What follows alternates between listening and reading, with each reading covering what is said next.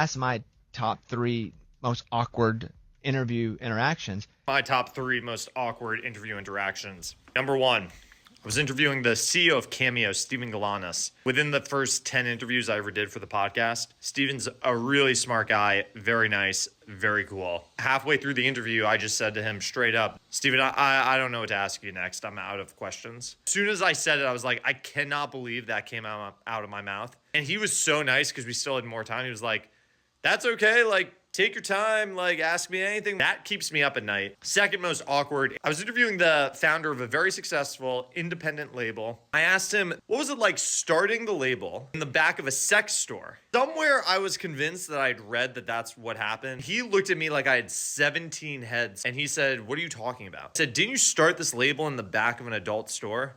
And he said, no. That was awkward.